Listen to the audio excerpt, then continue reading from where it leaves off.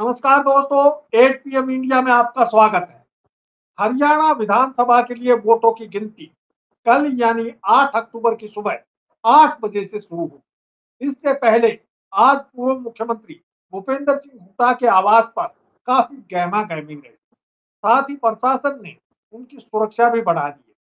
हुड्डा और सहलता समेत कांग्रेस के सभी नेताओं ने जीत का दावा किया है। जीत का दावा करते समय वे आत्मविश्वास से भरपूर नजर आए। दूसरी तरफ कार्यवाहक मुख्यमंत्री नायब सिंह सैनी ने इतवार को पत्रकारों से बातचीत में दावा जीत का दावा किया।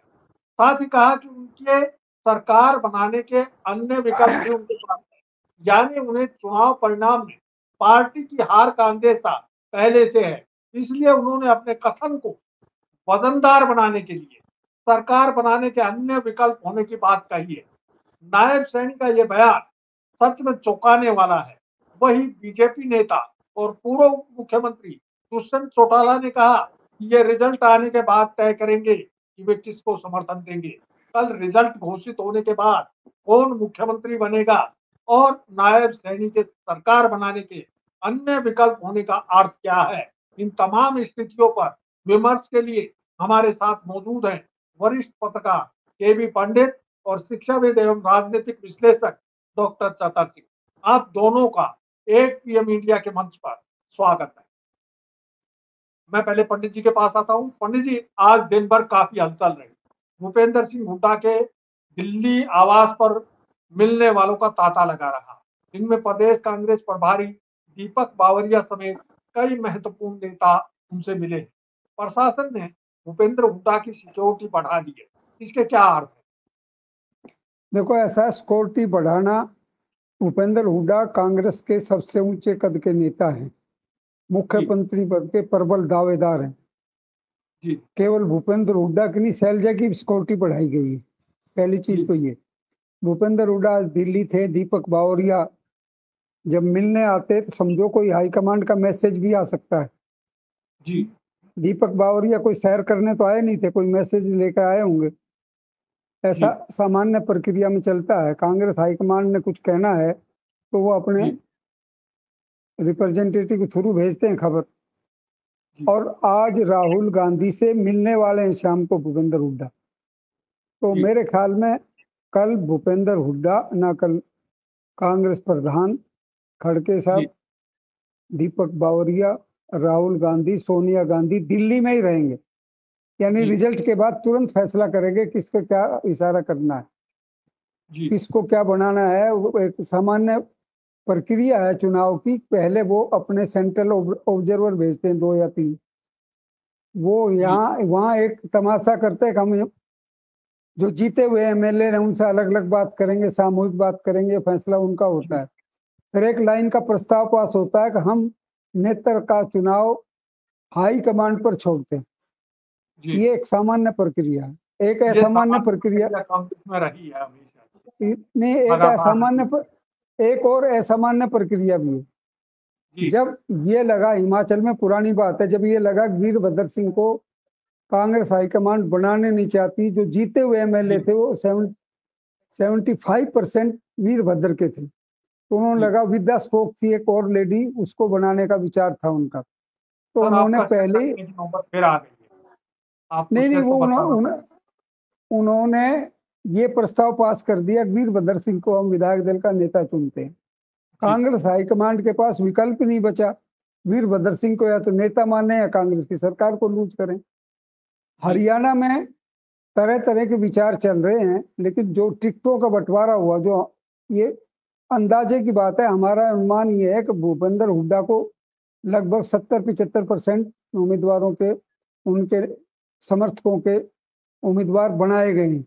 जब बड़ी संख्या में वो जीतेंगे तो वो हाईकमांड के सामने हाथ जोड़ के जाएंगे, नहीं कृपा करो, फिर तो हक मांगेंगे। भूपेंद्र हुड्डा ने आज जो प्रेस कॉन्फ्रेंस में 2 बात कही। नंबर 1 तो पहले विधायक दल की मीटिंग होगी और फिर हम हाईकमांड हमारा अभी आता हूँ, दोबारा आपके पास लौट के आता हूँ। अभी एक प्रतिक्रिया जो है वो डॉक्टर साहब से ले लेते हैं।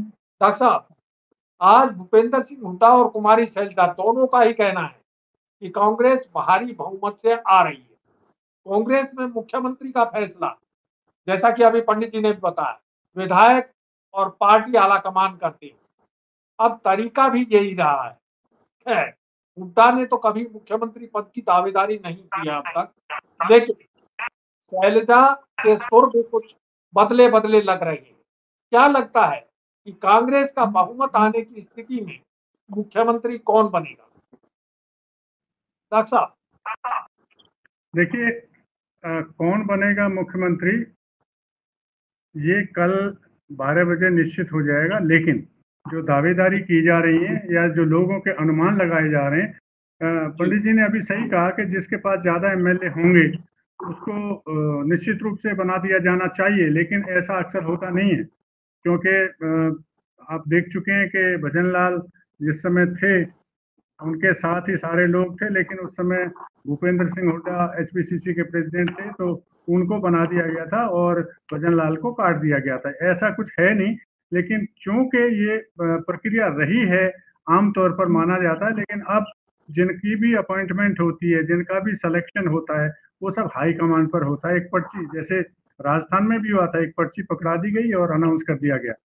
तो ये अब कोई ऐसा हार्ड एंड फास्ट रूल नहीं है। हाँ, दावेदारी इसलिए है क्योंकि सबको पता है कि कांग्रेस पावर में आ रही है और सब अपना अपना क्लेम चाहते हैं, क्योंकि अभी पीछे देखा होगा कि इन चुनावों में जो मार्जिन अब कम हुआ है कांग्रेस का, जीतेंगे बेशक, लेकिन मार्जिन कम हुआ है, वोटों का मार्जिन भी कम हुआ है और सीट्स का मार्जिन भी थोड़ा कम हुआ है।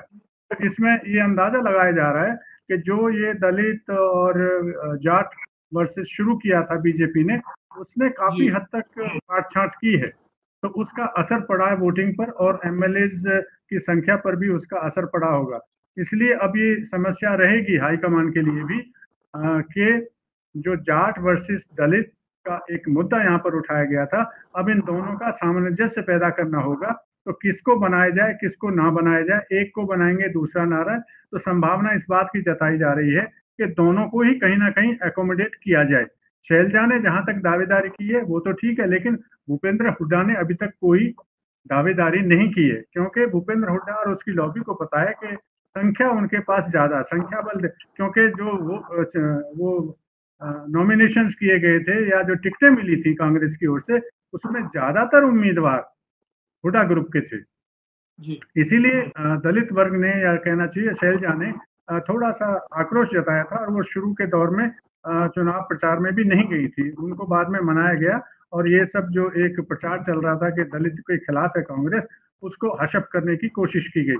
इसलिए दावेदारी उनकी बनती है। और कल जैसे मैंने कहा था कि राहुल गांधी ये चाहते हैं कि 36 बिरादरी की सरकार हो, तो 36 बिरादरी में तो केवल जाट नहीं आते हैं, बाकी सब भी आते हैं, लेकिन बाकी सबको अगर आप पदों पे लेंगे, मंत्री बनाएंगे, कुछ भी करेंगे, तो लेकिन जो मुखिया है वो मुखिया कौन होना चाहिए, उसमें दावेदारी किसकी होनी चाहिए। इतने सालों से जब से हरियाणा बना है, कौन गैर जाट, एक भजन लाल को छोड़ करके, या शर्मा जी थे करनाल वाले, या राव थे रेवाड़ी वाले, वो बने हैं, किसी दलित को या किसी ओबीसी को तो नहीं बनाया गया।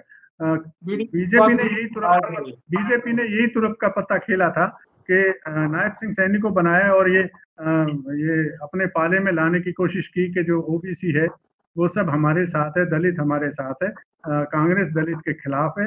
ये एक नैरेटिव बनाने की कोशिश की, जिसको शैलजा ने और तंवर ने आकर के तोड़ा राहुल की स्ट्रेटेजी के अनुसार से। तो मैं मानता हूं कि दोनों को कहीं ना कहीं एकोमोडेट करना ही पड़ेगा। जी, एकोमोडेट करना पड़ेगा, ये अच्छी बात है। और राजनीति का फंडा यही है कि एकोमोडेट किया जाए। डॉक्टर साहब, आप जो है ना, जब बोलना बंद कर दीजिए तो अपना माइक भी बंद कर प्लीज, नहीं तो दिक्कत रहेगी। हाँ, अब ठीक है।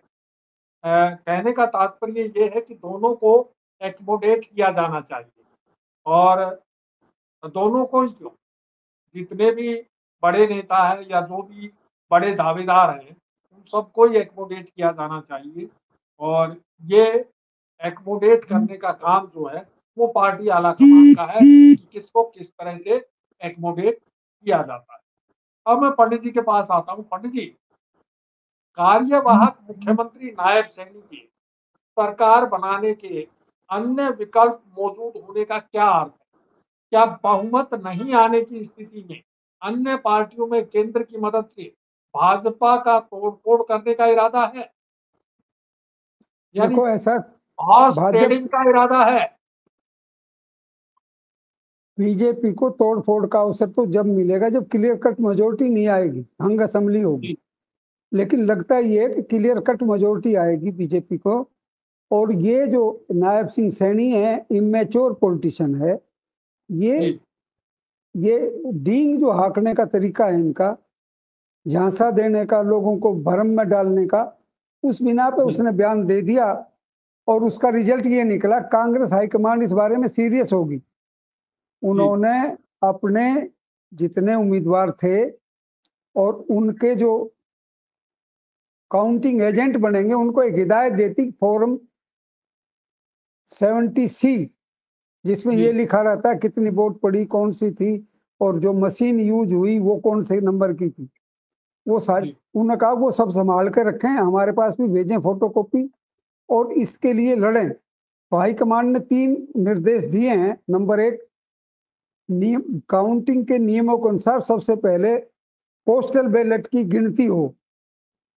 जी, ये भी हिदायत दी कि पहले पहले वो गिनती होगी, फिर दूसरी गिनतियां होंगी। इसमें घपला होता रहा है। जी, तो वो एक तो ये निर्देश दिया। एक दूसरे अपने जो वहां जाएंगे काउंटिंग पर, उनमें कहा कि देख दो वकील को भी ले जाओ जो जी, कानून को समझता भी हो और रिटर्निंग ऑफिसर से बहस भी कर सके, ऑब्जेक्शन भी कर सके। तो हर पोलिंग स्टेशन पर एक दो वकील भी होगा। और कांग्रेस पार्टी हर लेवल पर प्रोटेस्ट करेगी। ये उन्होंने तैयार कर दिया है सबको। ये जी, नायब सिंह सैनी की इमेच्योर बयान पर दिया गया। सगुफा भी छोड़ते हैं या आरएसएस वाले एक चीज में माहिर हैं, सिखों को अफवाह उड़ाने में। ये अफवाहों का दस्ता कहलाता है। तो इन्होंने ये कुछ भी कर सकते हैं और आखिरी दम तक नु कह सकते हैं। ये तो पिटने के बाद भी ये कहेंगे अगर दो ही लगे होता है ना एक बार। ये नु का क्या हुआ, नु यानी बोला, कुछ ऑपरेशन नहीं। कमल होने की पूरी संभावनाएं हैं। हाँ, ऐसा है कि ये सगुपा है, इसका कुछ मायने नहीं रखता। और ये जी, बदमाशी भी नहीं कर सकेंगे। क्यों नहीं कर सकेंगे, ये भी रीजन सुन लो। अब जब करनी किसने है, इलेक्शन कमीशन एक आदमी का नाम नहीं है। इलेक्शन जी, कमीशन में ये सैकड़ों लोग हैं जो अफसर हैं, आईएएस अफसर हैं, रिटर्निंग जी, एआरओ बनेंगे, वो बनेंगे, सब बनेंगे। अब उनको लगता है सत्ता परिवर्तन हो रहा है, और सत्ता परिवर्तन हो रहा है तो अपनी नौकरी खोने को कोई तैयार नहीं है। इसलिए जी, बदमाशी इनकी कहने से नहीं चलेगी। वो वक्त गया। कौन सा वक्त था? अब जब नरेंद्र मोदी का सिक्का चलता था, पर क्यों से बनाते थे उम्मीदवार। इस बार तो आपने देखा होगा, नायब सिंह सैनी को उन्होंने घोषित कर दिया, और बीच में राव इंद्रजीत जी आगे मैं भी उम्मीदवार हूं, अहिरवाल से रास्ता होकर जाता है। और जी, मेरे से बड़ा कौन है ओबीसी? अगर ओबीसी लेना तो मेरे को क्यों नहीं विचार किया गया? उधर अनिल भी बैठा पुणे में, वो भी पिटा पिटा उनने भी कहा कि मैं चीफ मिनिस्टर का उम्मीदवार हूँ। एक ये चीज है। बीजेपी का सिक्का बंद जो राजनीति थी खत्म हो रही। एक वो दिन एक हवा बात हुए मेरे जब दिमाग में पसीना, आ रही है, ये जो वो दिन अपने आप हवा को हुए। ओबीसी बता रही है, मैं ये चाहे वो बता रहा हूँ, वो नायब दिन सिंह हवा, सैनी हो, वो दिन चाहे हवा हुए राव जब इंद्रजीत पसीना हो, गुलाब था। अब इनकी चलने वाली नहीं है, ना पंडित प्रशासन जी। में चलेगी ना और किसी में। ये कल 12 बजे आराम से बैठ जाएंगे ठंडे होकर। क्योंकि हमेशा क्या रहता है, पिछली बार जब लोकसभा के चुनाव में एग्जिट पोल आए और 400 से ऊपर तक की सीट दिखा लेते, तो बीजेपी वाले गदगद थे। अब लोग कह रहे हैं ये ठीक नहीं है। अरे भी जब तुम्हारी बारी होता है एग्जिट पोल ठीक है, तुम्हारी बारी नहीं हो तो नहीं हो। और वो जो 400 का दावा चलिए, करते थे बड़े बड़े वो चैनल। अलग चीज है। सभी राजनीतिक पार्टियां ऐसा करती हैं। कभी वो प्रेस को अपने खिलाफ बताती हैं, कभी वो एग्जिट पोल को अपने खिलाफ बताती हैं, कभी वो तमाम सर्वे एजेंसियों को अपने खिलाफ बताती हैं। जब उनके अनुकूल स्थितियां नहीं होती, उनके अनुकूल रिजल्ट नहीं आते, तो इस तरह की हम्म, चीजें लगातार होती रहती हैं और राजनीतिक बयानबाजियां अक्सर चलती रहती हैं। डॉक्टर साहब, नायब साइनी से पहले पूर्व अ, मंत्री जेपी दलाल भी चुनाव प्रचार के दौरान कह चुके हैं कि यदि कांग्रेस की सरकार बन भी गई तो हमारे केंद्र में बैठे नेता उसे 6 महीने भी नहीं चलने देंगे। क्या ये मतदाताओं को सीधे सीधे धमकी नहीं है? इस तरह के बयान देकर सैनी और दलाल क्या जतलाना चाह रहे हैं? दलाल जी ने जो कहा वो सही कहा, ये परंपरा रही है। राष्ट्रीय स्तर पर आप देख लीजिए कौन सा ऐसा प्रदेश है जहां पर माइनॉरिटी में होते हुए बीजेपी ने अपनी सरकार नहीं बनाई। अभी महाराष्ट्र के लिए केंद्रीय गृह मंत्री ने घोषणा कर दी कि यहाँ पर बीजेपी का ही बनेगा। बीजेपी का वहाँ क्या है क्या नहीं है, पिछली बार तो ये था कि शिवसेना साथ थी और वो इस बार तो 2 धड़े में से भी 1 धड़ा है उसके पास, फिर भी वो क्लेम करते हैं। उनको ये पता है कि जो भी चुनाव जीत करके आएगा, क्योंकि ये सरकार रही है खरीद फरोख्त की, ये बनियों की सरकार है, गुजराती बनियों की सरकार है। इसको कहने में मुझे कोई दिक्कत नहीं है। ये खरीद फरोख्त अच्छी तरह से जानते हैं किसको कब खरीदना है और कितने दाम पे खरीदना है और इसका बेनिफिट कितना होगा, वो सब खर्चा पानी लगा करके आगे बढ़ते हैं। तो उन्होंने सभी प्रदेशों में ऐसा किया है, चाहे वो राजस्थान हो, चाहे गोवा हो, चाहे कर्नाटक हो, कहीं भी हो। हरियाणा में भी ऐसा कर सकते हैं, क्यों नहीं कर सकते हैं? वो ये काम तो करते हैं, इस काम में तो माहिर है वो। किस लिए इलेक्टोरल बॉन्ड का 8,000 करोड़ रुपया इन्होंने रखा है? क्या काम आएगा वो इसी काम तो आएगा कि किसी का चाहे 100 करोड़ लगाओ, 200 करोड़ लगाओ, किसी भी राज्य में सरकार बनाई जा सकती है। बिल्कुल, उसने सही कहा है और वो परंपरा के हिसाब से सही कहा है।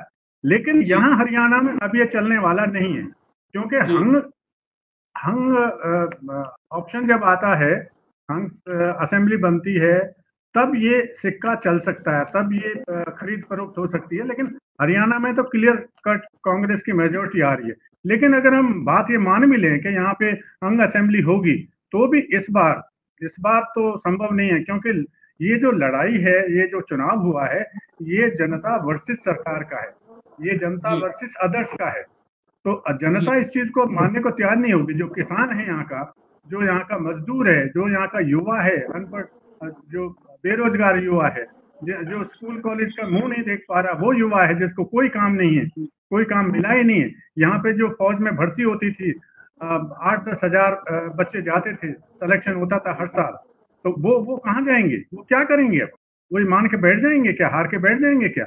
और ये एक क्या है, चिंगारी लगाने वाली बात है। जो अभी पंडित जी कह रहे थे कि नायब सिंह ने जो कुछ कहा है, वो एक चिंगारी लगाने वाली बात है, और दलाल की स्टेटमेंट तो उससे भी ज्यादा है। वो चाहते हैं कि यहाँ पे जो चुनाव ठीक ठाक संपन्न हो गए, जहाँ कहीं भी छुटपुट घटनाएं हुई हैं, वो वहां हुई हैं जहां पर कांग्रेस के विरोधी उम्मीदवार हार रहे थे। उनको लगा कि किसी भी तरह से कर लो, किसी भी तरह से कर लो, अपने अपने क्षेत्रों में ही, अपने अपने घरों में, अपने गांवों में उन लोगों का बुरा हाल हो गया है। तो वहां ये हुई है, लेकिन फिर भी बहुत शांतिपूर्ण तरीके से हुआ है। अब ये 8 तारीख को कुछ ना कुछ उपद्रव करने की सोच रहे हैं, क्योंकि इनका दिमाग बहुत खुरापाती है। ये शांति चाहते नहीं पूरे देश में। प्रदेश में क्या चाहेंगे? जहां भी थोड़ा सा एक इलाका था, नूह का या मेवात का इलाका, वहां भी इन्होंने भड़काने की कोशिश की, भरपूर कोशिश की, बुलडोजर चलाने की कोशिश की, हरियाणा को यूपी बनाने की कोशिश की। तो ये सरकार इसी तरह से चाहेगी, और सरकार के जो मुखिया हैं या जो उनको पीछे से सपोर्ट देने वाले हैं, उनकी प्रवृत्ति भी कोई सामान्य नहीं है, वो साधारण नहीं है, वो खुरापाती दिमाग के लोग हैं। तो वो चाहेंगे कि 8 तारीख को जब गिनती हो रही हो, कहीं ना कहीं कुछ ना कुछ हो, ताकि इनको एक मौका मिल जाए कि ये इस लायक नहीं है कांग्रेस, या हम लोग पावर में आ रहे हैं। और जो ईवीएम की बात कर रहे हैं, ईवीएम में तो जो कुछ भी चला गया। अब ये ज्यादा से ज्यादा क्या करेंगे, ये जो बैलेट पेपर है, जो पोस्टल बैलेट पेपर है, उस पर ये कुछ शरारतें कर सकते हैं, जैसा कि पिछले चुनाव में रोहतक में हुआ था। एक अच्छे भले जीतते हुए कैंडिडेट को हरा दिया गया।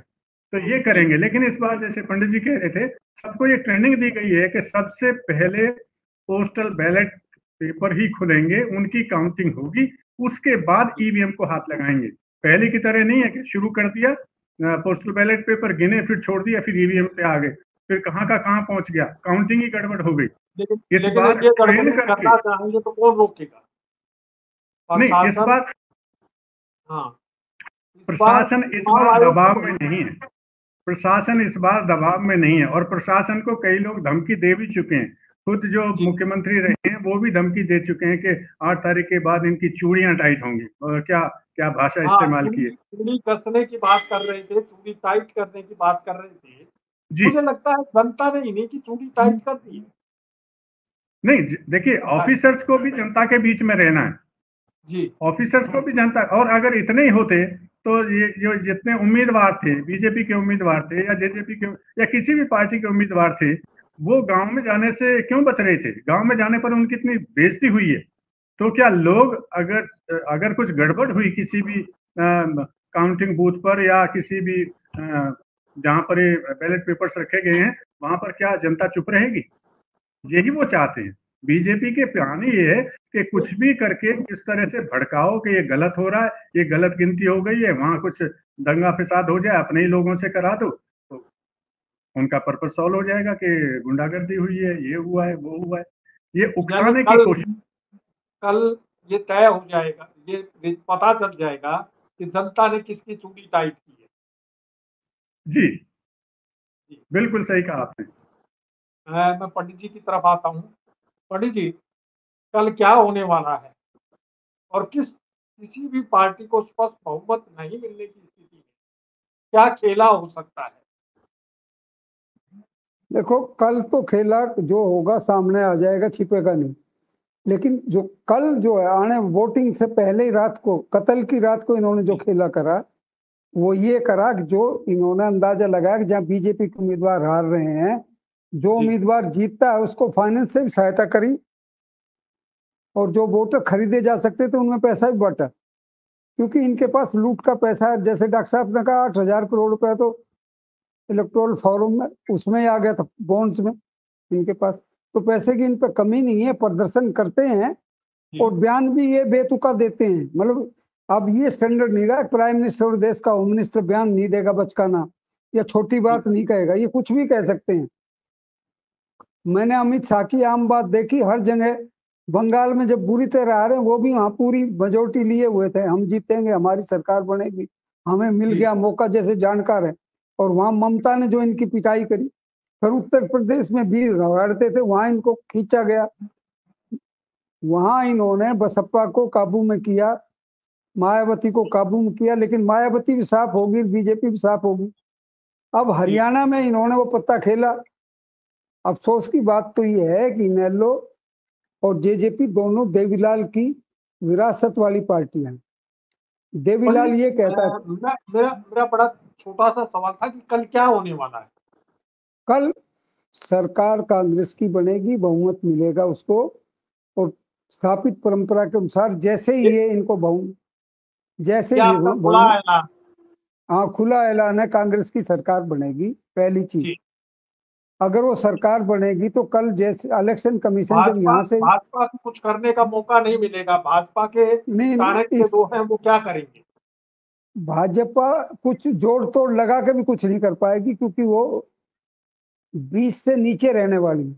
जोड़ तोड़ में कुछ का फायदा नहीं होगा इनको, क्योंकि ये जी। तीसरे फ्रंट के नेताओं के साथ खेलना चाहती थी, वो भी हाशिए पर हैं। तो जी। इसलिए ईश्वर ने ऐसा प्रबंध किया इनका, कि इनको कोई मौका नहीं मिलेगा। और वो जो चाणक्य है इनका, चंडीगढ़ दिल्ली बैठा है, वो जी। भी हाथ मलता रह जाएगा, क्या करूं तो क्या करूं। और रही बात ये, अब जब जीत होगी तो जो सबसे बड़ा खतरनाक खेल होने वाला है, जिससे डरे हुए हैं ये, अब जी। जैसे ही शंभू बॉर्डर खुलेगा तो ये किसान नेता दिल्ली में घेर लेंगे चारों तरफ से। हरियाणा 3 तरफ से बैठता है, जब इसकी मोदी सरकार का खिंचाव होगा चारों तरफ से, तो मुझे लगता है कि मोदी को भी किसान भगत बनना पड़ेगा, ऐसे हालात पंजाब के पैदा हो किसान जाए। भी दिल्ली तक पहुंचने की ताक में बैठे हैं कि जैसे ही कल सरकार बदले बॉर्डर खुलेगा और हम सीधे दिल्ली। भूपेंद्र हुड्डा घोषित कर चुके, हमारी सरकार बनेगी, किसानों को खुला है रास्ता। ठीक है पंडित जी, और आपका बहुत बहुत धन्यवाद। मैं आता हूँ डॉक्टर साहब के पास। डॉक्टर साहब, इस बार इनेलो, जेजेपी, आम आदमी पार्टी, बसपा, आसपा, हलोपा व हजपा आदि की स्थिति क्या रही? और यदि इनमें से कोई पार्टी एक आध सीट जीत भी जाएगी तो वो किसके साथ खड़ी होगी? क्षेत्रीय पार्टियों के भविष्य को लेकर आप क्या कहेंगे? क्या देश दो पार्टी सिस्टम की तरफ बढ़ रहा है? देखिए, ये पा वो पा इधर पा उधर पा ये सब पास हो जाएंगे, इनका कोई वर्चस्व नहीं रहेगा। मुश्किल से एक दो सीटें कहीं आ सकती हैं, एक आध बीएसपी की आ सकती है, दो तीन क्योंकि बहुत गहरी जड़ें हैं इनेलो की, वहां से आ सकती हैं। लेकिन इनेलो के कुछ नेताओं ने भी बीजेपी के साथ कुछ साठगांठ किए, ऐसा भी सुनने में आया है, देखने में आया है। उससे कई सीटों पे फर्क पड़ा है। और एक सीट तो यही आप कह सकते हैं कि लाडवा की सीट है, जहाँ पे निवर्तमान मुख्यमंत्री को आगे लाने की कोशिश की गई है। वहां पर भी कुछ इस तरह के सेटलमेंट हुए हैं कि आपकी वोट हमारे को मिल जाए और हम आपकी वोट वहां पे दूसरे डिस्ट्रिक्ट में हम आपको डलवाए देते हैं। तो लेन देन का, वोटों के लेन देन का भी आदान प्रदान हुआ है। जहां तक बात है दो पार्टी सिस्टम की, वो ना देश के लिए अच्छा है और ना समाज के लिए अच्छा है। ये लोगों को बांधने की कोशिश है। ये जो जो पार्टी है बीजेपी, वो तो यही चाहती है कि हम ही रहें, हम दुनिया की सबसे बड़ी पार्टी हैं, हमारा जो संख्या बल है वो सबसे ज्यादा है। वो कागजों पे है, ठीक है, लेकिन कोई भी ये नहीं चाहेगा, किसी भी देश में ये नहीं चाहेगा, क्योंकि वहां तानाशाही हो जाएगी। एक आएगा तो वो तानाशाही करेगा। आप आम लोगों के पास कोई विकल्प नहीं बचेगा कि दोनों के दोनों पार्टी अगर अच्छी नहीं है, जनता के काम के कल्याण के लिए काम नहीं कर रही है, तो लोग जाएंगे कहाँ? तीसरा विकल्प तो हमेशा होना चाहिए। इसलिए दो पार्टी सिस्टम तो रहेगा नहीं, तीसरा तो हमेशा ही रहेगा, जो मध्य मार्गी जिसको हम कहा जाता है, लेफ्ट एक्सट्रीम नहीं, राइट एक्सट्रीम नहीं, जो मध्य मार्गी लिबरल्स हैं, जो जनता के साथ चलते हैं, जनता के कल्याण की बात करते हैं और जनता का कल्याण करते भी हैं जहां कहीं मौका मिल जाता है। वो कोई भी पार्टी कहीं भी हो सकती है, चाहे वो केरल में हो सकती है, तमिलनाडु में हो सकती है, दिल्ली में हो सकती है। तो तीसरा विकल्प तो हमेशा खुला रहना चाहिए। दो पार्टी सिस्टम देश के लिए अच्छा नहीं है। इसको कम से कम लोगों को बंधक बना के ना रखें, उनका खुला विकल्प। बहुत बढ़िया बात आपने कही और बहुत जो है आप दोनों मेहमानों ने आज की राजनीतिक गतिविधियों और आने वाले कई दिनों तक चलने वाली राजनीतिक तिकड़मों के बारे में अच्छी जानकारी दी है। इसके लिए आपका बहुत बहुत धन्यवाद। हम सबको कल आने वाले चुनाव परिणामों का इंतजार रहेगा। जनता क्या जनादेश देती है और उसके क्या अर्थ होंगे, इस बारे में कल चर्चा करेंगे। आज के वीडियो में बस इतना ही। नमस्कार।